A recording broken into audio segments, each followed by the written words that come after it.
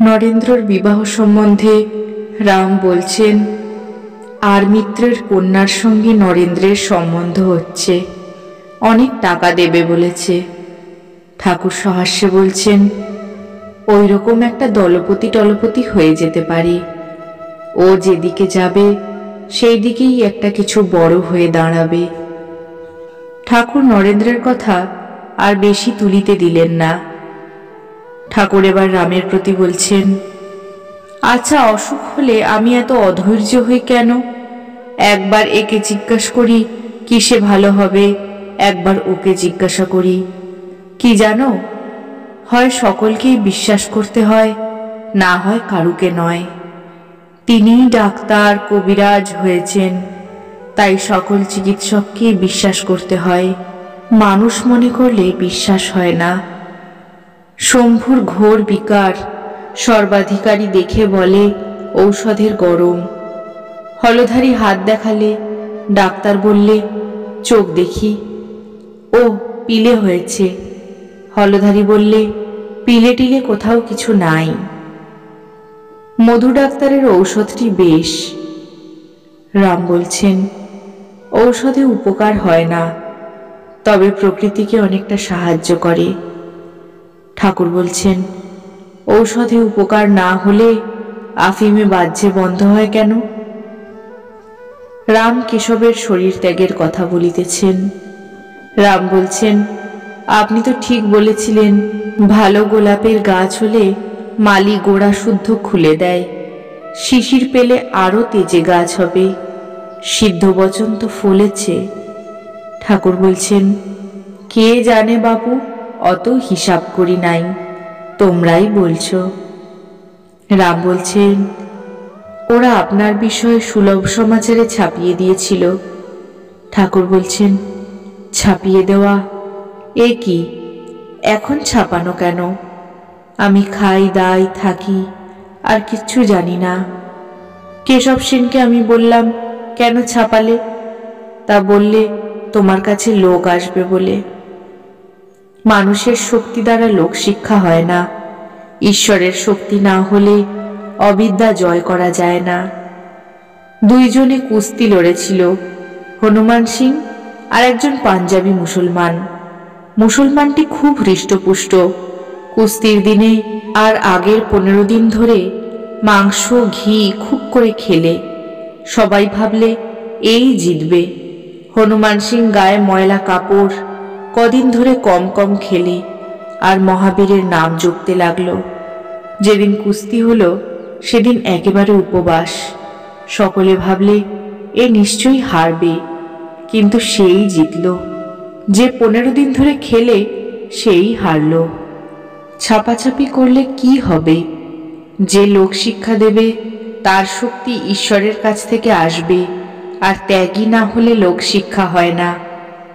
আমি মূর্খোত্তম। একজন ভক্ত বলছেন, তাহলে আপনার মুখ থেকে বেদ বেদান্ত তাছাড়াও কত কি বেরোয় কেন? ঠাকুর সহাস্যে বলছেন, কিন্তু ছেলেবেলায় লাহাদের ওখানে কামারপুকুরে সাধুরা যা পড়তো বুঝতে পারতাম, তবে একটু আধটু ফাঁক যায়। কোনো পণ্ডিত এসে যদি সংস্কৃতে কথা কয় তো বুঝতে পারি, কিন্তু নিজে সংস্কৃত কথা কইতে পারি না। তাকে লাভ করাই জীবনের উদ্দেশ্য। লক্ষ্য বিধবার সময় অর্জুন বললেন, আমি আর কিছুই দেখতে পাচ্ছি না, কেবল পাখির চক্ষু দেখতে পাচ্ছি। রাজাদেরও দেখতে পাচ্ছি না, গাছ দেখতে পাচ্ছি না, পাখি পর্যন্ত দেখতে পাচ্ছি না। তাকে লাভ হলেই হলো। সংস্কৃত নাই জানলাম, তাঁর কৃপা পণ্ডিত মূর্খ সকল ছেলেরই ওপর, যে তাঁকে পাওয়ার জন্য ব্যাকুল হয়। বাপের সকলের উপর সমান স্নেহ। বাপের 5টি ছেলে, 2-1জন বাবা বলে ডাকতে পারে, আবার কেউ বা বা বলে ডাকে, কেউ বা পা বলে ডাকে, সবটা উচ্চারণ করতে পারে না। যে বাবা বলে তার উপর কি বাপের বেশি ভালোবাসা হবে যে পা বলে তার চেয়ে? বাবা জানে এরা কচি ছেলে, বাবা ঠিক বলতে পারছে না। এই হাত ভাঙার পর একটা অবস্থা বদলে যাচ্ছে। নরলীলার দিকে মনটা বড় যাচ্ছে। তিনি মানুষ হয়ে খেলা করছেন। মাটির প্রতিমায় তাঁর পূজা হয়, আর মানুষে হয় না। একজন সদাগর লঙ্কার কাছে জাহাজ ডুবে যাওয়াতে লঙ্কার কূলে ভেসে এসেছিল। বিভীষণের লোকেরা বিভীষণের আজ্ঞায় লোকটিকে তার কাছে লয়ে গেল। আহা, এটি আমার রামচন্দ্রের ন্যায় মূর্তি, সেই নবরূপ, এই বলে বিভীষণ আনন্দে বিভোর হলেন, আর ওই লোকটিকে বসন ভূষণ পরিয়ে পূজা আর আরতি করতে লাগলেন। এই কথাটি আমি যখন প্রথম শুনি তখন আমার যে কি আনন্দ হয়েছিল বলা যায় না। বৈষ্ণবচরণকে জিজ্ঞাসা করাতে বললে, যে যাকে ভালোবাসে তাকে ইষ্ট বলে জানলে ভগবানের শীঘ্র মন হয়। তুই কাকে ভালোবাসিস? অমুক পুরুষকে? তবে ওকেই তোর ইষ্ট বলে জান। ও দেশে আমি বললাম, এরূপ আমার মত নয়, আমার মাতৃভাব। দেখলাম যে লম্বা লম্বা কথা কয় আবার ব্যভিচার করে। মাগীরা জিজ্ঞাসা করলে, আমাদের কি মুক্তি হবে না? আমি বললাম, হবে, যদি একজনেতে ভগবান বলে নিষ্ঠা থাকে। 5টা পুরুষের সঙ্গে থাকলে হবে না। রাম বলছেন, কেদারবাবু কর্তাভজাদের ওখানে বুঝি গেছিলেন? ঠাকুর বলছেন, ও 5 ফুলের মধু আহরণ করে। ইনিই আমার ইষ্ট, এইটি 16 আনা বিশ্বাস হলে তাকে লাভ হয়, দর্শন হয়। আগেকার লোকের খুব বিশ্বাস ছিল। হলধারীর বাপের কি বিশ্বাস!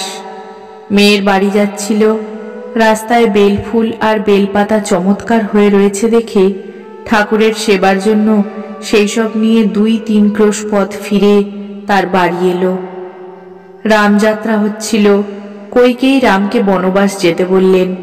হলধারীর বাপ যাত্রা শুনতে গেছিল, একেবারে দাঁড়িয়ে উঠল। যে কইকেই সেজেছে তার কাছে এসে, পামরি, এই কথা বলে প্রদীপ দিয়ে মুখ পোড়াতে গেল। স্নান করবার পর যখন জলে দাঁড়িয়ে রক্তবর্ণাং চতুর্মুখাম এই বলে ধ্যান করত, তখন চক্ষু জলে ভেসে যেত।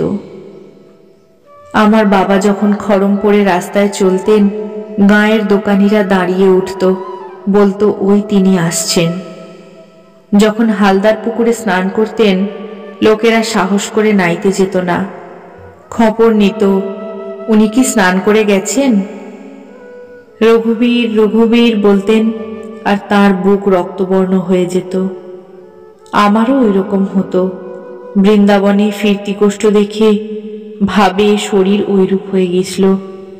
তখনকার লোকের খুব বিশ্বাস ছিল, হয়তো কালী রূপে তিনি নাচছেন, সাধক হাততালি দিচ্ছে, এরূপ কথাও শোনা যায়।